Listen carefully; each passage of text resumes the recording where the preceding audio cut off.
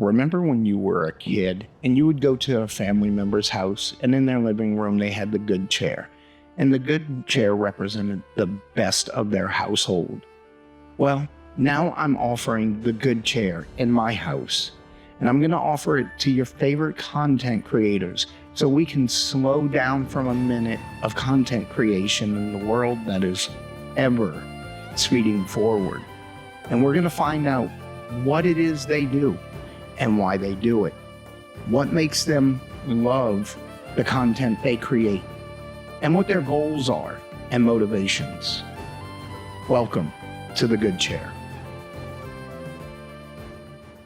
What's up, everybody? Bill Tindo back here to do another edition of the Good Chair. This time we have one of my personal favorite creators, Brandy Amer, known as Gamer Amer, who for some reason people like to say Amer, so I guess it's Gamer Amer. But, or either just leave the H out completely, I've noticed. But I know, yeah. right? The real name, it always confuses people. And I actually had one person tell me that my ancestry was wrong and they've been pronouncing their name wrong for hundreds and hundreds of years, and I can't change it because of that. So okay. So we're gonna keep Gamer Amer. We're not gonna change anything else, and that's how it is. That's how it's been pronounced, the last name, and that's where it's gonna go. Yeah. So are there other people with the same last name that pronounce it differently?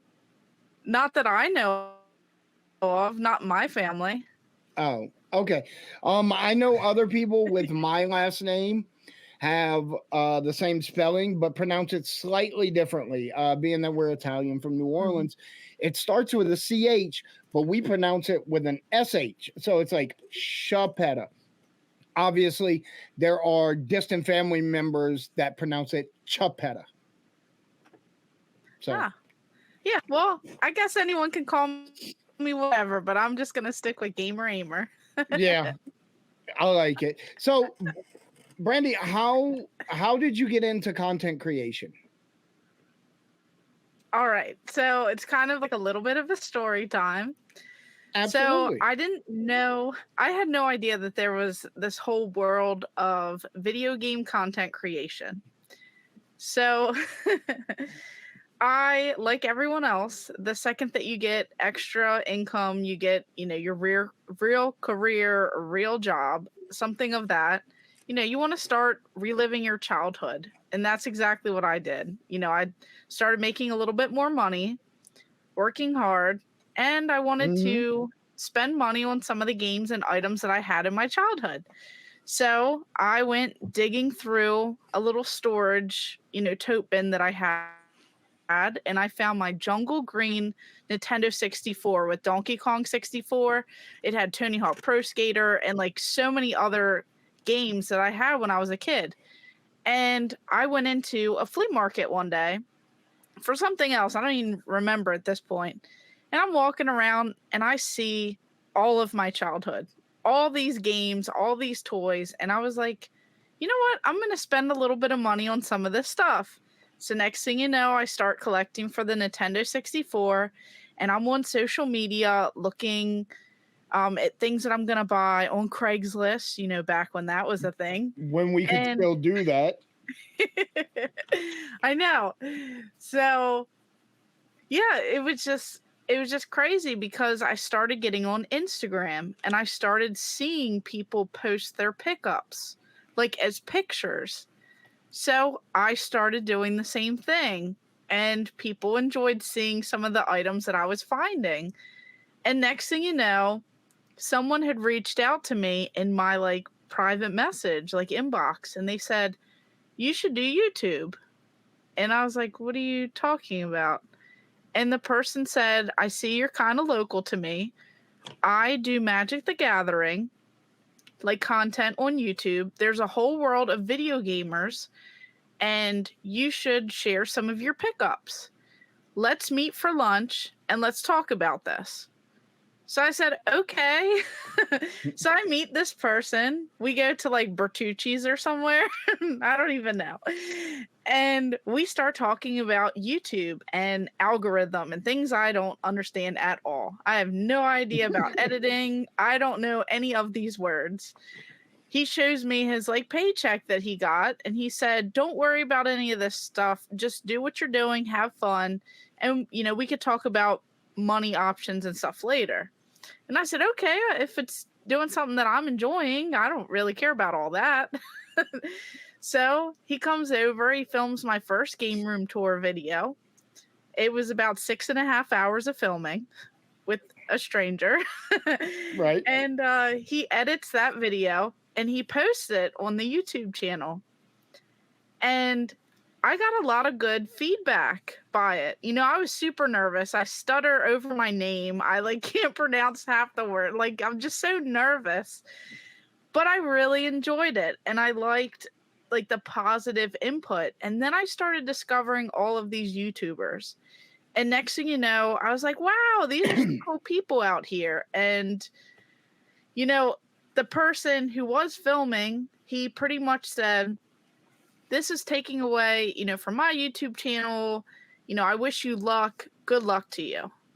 I don't want anything from this. You could do it all yourself. Good luck. So that kind of like forced me into it in a way because people wanted more. And I didn't really know what I was doing at all, but I was having fun with it. And then I just started meeting more and more people who do the same thing. Interesting. Yeah. So, how long ago was this? That was in 2018. So pre-pandemic. Yes, right before it. Yeah. Do you feel you were one of the people that kind of blew up during the pandemic? No. I don't know your trajectory. I know you now. You and I have only become friends in like the last 8 months or so. Mm-hmm. And since then we talk all the time, but I don't know what your trajectory was before that. So pretty much for the first several years, it was kind of like I felt like a fish with my head cut off. And I was just kind of flapping around. I didn't know what was going on. And that's just kind of how it was. I didn't understand algorithm. I didn't really understand editing. I would take my little iPhone. I think I had an iPhone 7. And I'd put it up on a little tripod. I'd press record. I'd walk over, sit down on the ground in front of like a little table, and I'd share pickups. And then I'd walk back over, press the stop button. You didn't even have a little clicker? No, that was too complicated for my life. And then people started commenting like, oh, you should get a mic, you should get a camera. So next thing you know, I buy an expensive camera that I don't know how to use. It has like a Rode mic attachment. Didn't really understand it all. And then I continued editing and stuff like on my phone and, different things like that. And I would just post whenever. I didn't really have like a set schedule or anything. I just posted as I found cool things. I wanted to share some of the history. I just wanted to share some of my knowledge because if there was someone else out there who, was doing the same thing and hadn't seen something or, hadn't found those deals or was discouraged by it, I just wanted my experience out there. Right. So during the pandemic, I should have started a TikTok and I should have done a lot of shorts, but I didn't. I was like, I guess like other people, I was kind of like, I don't really 100% know what I'm doing. I'm just going to put it off. So that just, kind of happened. I just kept like putting some things off and I feel like I didn't use all of that to like my full potential at the time. So it wasn't until, after COVID that things started picking up because I started understanding a little bit more. So yeah, I've done a lot of the same things, like putting it off. And you said you're like a fish with your head cut off, just flopping around, trying trying to get in the water. That's kind of where I'm at right now. So, but I'm really lucky because I have friends like you who kind of know what they're doing at this point and can give me advice. But that being that, so is there a particular, when we're in the video game space, so you're doing pickup videos, you're doing game room tours, is there a particular type of content that you prefer over other types of content when you're making it? What do you enjoy doing the most? I like a little bit of everything. So something that's really starting to pop up right now are video game conventions, because it's like convention season, as people call it. You know, sometimes in like the colder months, there aren't really too many like activities going on just because of weather and traveling and, you Right. know, all that. It makes it a little bit more difficult for people to go to these big cities during those times.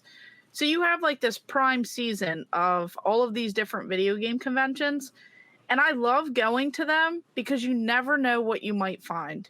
Yeah, you know that there's going to be video games, there's going to be tons of people, but it's like those interactions with people I really enjoy. And then you could just start making creative, you know, things at these conventions. You start filming, you find cool pickups, different things like that. I think a lot that I really enjoy are definitely showcasing certain games that I'm learning about that maybe other people haven't learned about. I know Right. there's like tons of them and there's all these people that have played all these games, but there's still games that people kind of missed out on.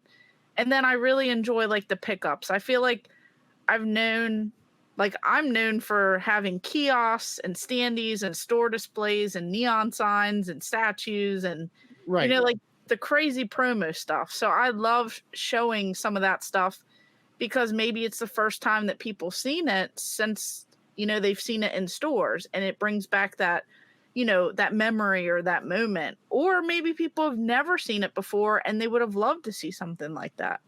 Right. That's pretty cool. Mhm. So, is there any type of content that you don't like making when it comes to the video game space? I Just feel like I'm open to anything. I know that there's certain things that don't get as many views, yes. but I still do that stuff. Like the displays and standees, sometimes those don't get a lot of views because they're too niche. Yeah. Like they're extremely like limited and not as many people are searching for that stuff, but I don't care because I really enjoy it. And I like showing this because I feel like it's like preserving part of history, you know? Yeah, no, I understand that because there's some content that I really enjoy making that no one watches, but I do it because I enjoy it. And then there's content I can't stand making. I can't do edited videos, you know, I can't do voiceover gameplay, stuff like that, you know, not in my wheelhouse. So, you know, Mhm. we all have our preferences of what we like to do and what we don't like to do. Yeah, Um, I'm pretty much open to anything. You know, I've gotten a little bit better at trying to live stream some games. It forces you to play your games, which I have a blast doing. right. And, you know, whether I'm good at the game or not, it's still entertaining because I'm just having a grand old time. And then people come in and they chat. And, you know, I like doing the live stuff. I like doing edited videos. I may not be the best, but I'm learning and I'm growing and getting better a little Right. bit each time. So, Yeah, you know, yeah, you improve over time. mhm. I mean, there's things we all work on. I mean, look at some people's first thumbnails and look at them now. You know, Yeah, look at mine and watch my first game room tour video where, hey guys, it's gamer, and like, hello, get through it, let's go. so let me ask you about one of the more prominent things you've done, and forgive me because I don't remember the name of exactly which show it was now. Was it Dateline, 60 Minutes? What was it? Oh, it was ABC News' show Nightline. Nightline. Yeah. Okay. I knew it was one of those. I just For some reason, I couldn't put my finger on which one it was. All right, Yes. so tell us about your Nightline episode. And you So weren't even committing a true crime. So I it's know. awesome. I know you started naming them. I was like, where are we going with these? True crime. No, so it was ABC News' show Nightline, and it's Impact, like across, like X Nightline. So Impact by Nightline, I guess is what they call it. And it's on Hulu. So pretty much a story had happened, and this is what happened. So there was this video game convention, Retro Game Con, and it's in Syracuse, New York. So ABC News' show Nightline, they wanted to come out to that video game convention because they had just went out to Comic-Con, and they didn't really see like a lot of games and stuff there. It was like more comics and cosplay and stuff like that. Right. So they wanted to go out to this video game convention to show that there is this big boom around COVID, a little bit after COVID, of video games. So they wanted to interview people at the convention, and they wanted like a list of collectors. So the people who put on the convention and some of the like stores in the area, they ended up giving a list out of a bunch of collectors and different people that may be coming out to the convention. So I was in that like huge list, and they went through each person's like pictures, Facebook, YouTube, things like that, and they picked me. And I got a message saying, hey, I'm blah, blah, blah with ABC News' show Nightline. Are you going to be at this convention? And I said, I can be. Yeah, right. I will be now. I was iffy before, but for sure now. I'll be there. So, everyone who puts on the show, they invited me out. I had such a great time. It was, really a wild one. And they mic'd me up. I walked around a couple booths. They did some interviews there. And then they said, you know what? We've seen your game room. We'd like to come all the way from New York to your house to film your game collection. We feel like you would be more interesting than like, I guess like a lot of some of like the convention parts. Like it would be way more interesting in the room, like in your game room. So I was like, okay. So they come on out, and they were here for like 8-9 hours filming, like all day filming. We're playing games, we're laughing, we're having a good time. They're like trying to show a day in the life of like what it would be like. So you wake up, you grab a muffin, you grab a tea, you go down to the game room. So we're like, playing this part. I'm like, all right, I'm eating a muffin. All right, I'm doing this. None of that was shown, but we spent, all day just having fun in the game room. Quick sidebar question. Did they provide lunch? Yes, they did. Nice. Yes.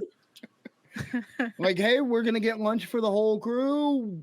What would you like? Yep, that's what happened. I think it was a sub shop like Jimmy John's or one of those or something. Whatever. Bill's all for free food.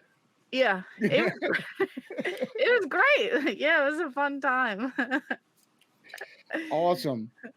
So, how long? That was right after COVID or during COVID? Yeah, because I had to take a COVID test. Oh, okay. But the episode's still up on Hulu? Yes, it's season 1. I think it's episode 8. It has Taylor Swift in it. Like you'll see, it's that whole Ticketmaster issue that she had for her concert. And if you scroll about, I think it's like either 15 or 20 minutes in, you'll see like them talk about Retro Revolution, which is like video games. And I'm in there for a good chunk. So you are in the same episode as Taylor Swift. Yeah. You're like, yeah, I'm big shit. She probably doesn't know that I exist, but we are in the same episode together. You don't know. She might be one of those people that, like, if Nightline does a segment on her, she watches it. You know, some people do, some people don't. You know, William Shatner said he's never seen a single episode of the original series of Star Trek. Yeah, some of that stuff is so wild. I would want to watch everything. You know, the only time I ever watch my own content is if I need to check it for something. You know, did I say this or did I say that? Other than that, no, I watch everything, and then I go through and start counting how many times I say certain words, right? You know, so that I'm ready for when they point that out, because people will point that out. Wait, did I really say like 11 times? Yeah, like it's back in the day. I say that a lot. I used to say of course a lot.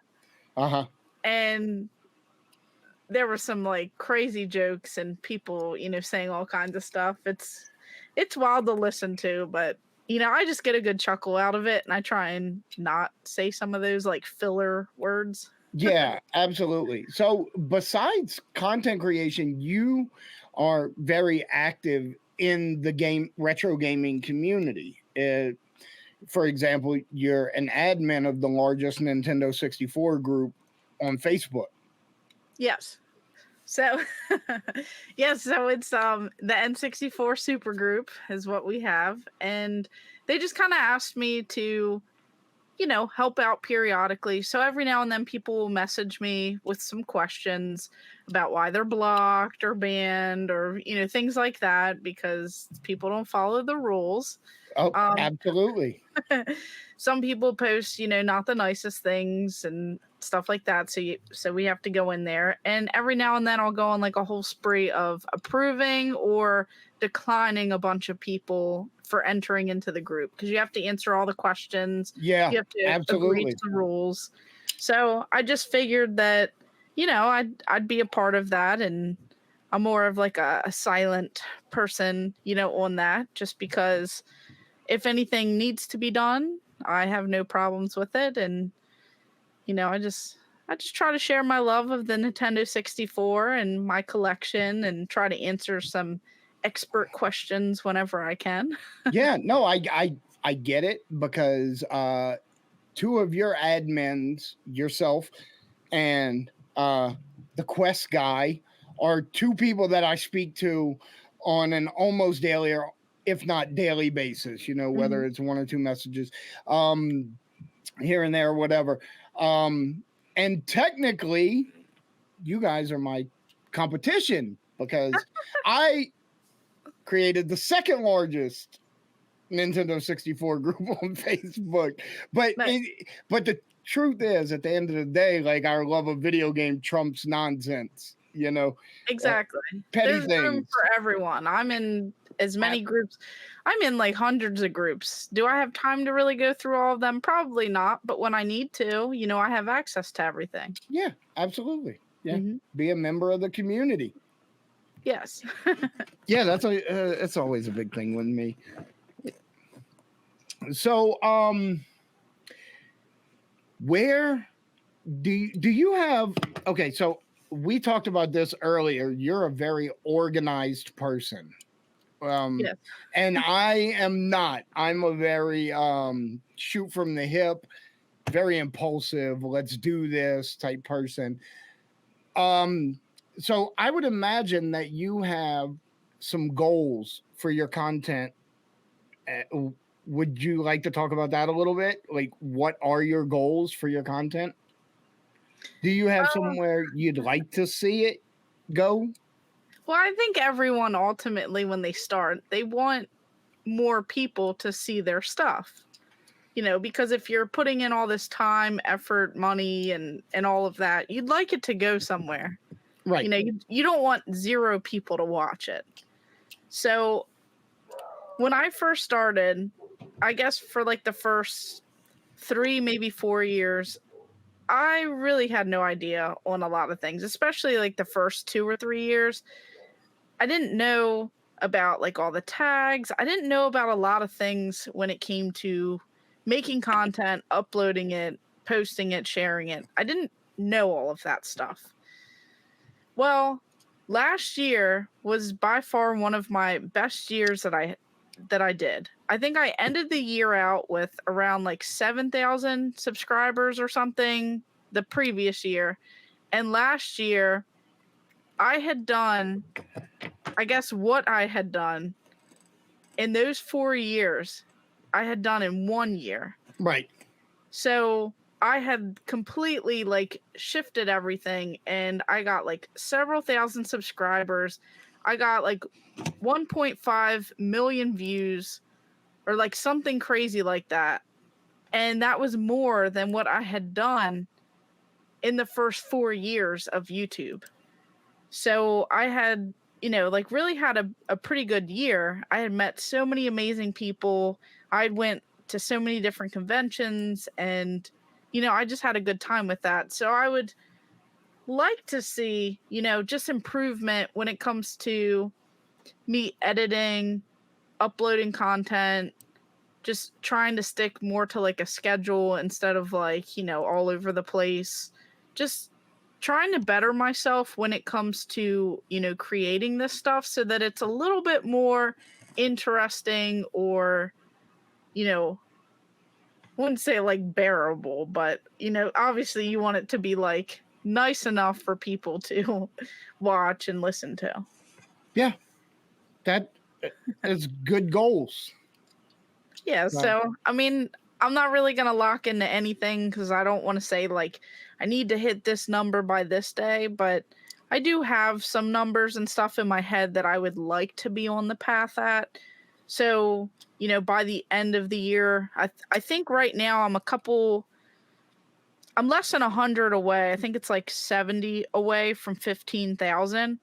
So it would be nice, to hit that soon so that I have 15,000 subscribers. And then, of course, it's what's next, 20,000, 25,000. You like to keep track of things and just you want to make sure that you're not going backwards.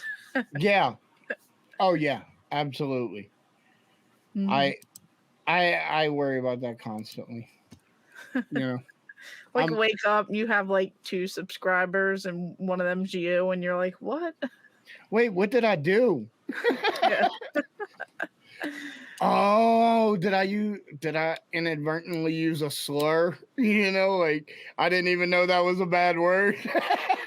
I heard my grandmother say it. I thought it was fine. No. Yeah. Nobody wants to wake up and go backwards, Mhm. It's a concern. So Brandy, I have one more question for you. What's your Waffle House order? So usually it's eggs. So like over easy. All right. And then you get some of the hash browns. All right. And then some bacon. Wait. Back it up. Do you eat your hash browns just plain hash browns like a lunatic? Ketchup. No smothered covered chunk diced? Nothing on them. Ketchup. I just put ketchup on them. I dip toast in the dippy egg. Uh-huh. And then the bottom of like the egg that's like not dippy, I put in the toast and I eat that like a sandwich. Okay. And then I take the hash browns and I put ketchup on them. Okay. And I eat those. Yeah. And then as like a little dessert, I'll have a waffle. Okay. So all of that's pretty normal, except for plain hash browns with ketchup at Waffle House. Uh-huh. I think you need a therapist. I love ketchup. I know, but I actually don't really eat ketchup. Let me change your world for you. Okay? I'm from New Orleans. Next time you get French fries, don't get ketchup. Ask for a side of brown gravy, like roast beef gravy. That's what you want to dip your fries in instead of ketchup. We used to have that at a pizza place down the street. if you would walk up to order your pizza, they'd give you a free pizza, like carry out would get a free pizza with your order. Uh-huh. And we used to order, they're like gravy fries. Yeah. And that's what it was. And we used to eat those. But then I liked ketchup a lot better. So I don't know. Maybe Yep. I'll try it one day. The fries, got to dip them. You can't soak them because then you don't have the crispy good Yeah, it fry. has to be crispy. Yeah. You can't like pour it over the top. You got to dip. So you get the gravy and the nice texture of the fry. It's a science. Yeah. Well, Brandy, I would like to thank you for coming to the Good Chair and having a talk with me and letting people learn more about you. Yes, I definitely appreciate you having me on, and talking about French fries and ketchup can never go wrong with that. Absolutely. And of course, the video games too, always a blast. Oh yeah, games. All right, everybody. We'll see y'all next time.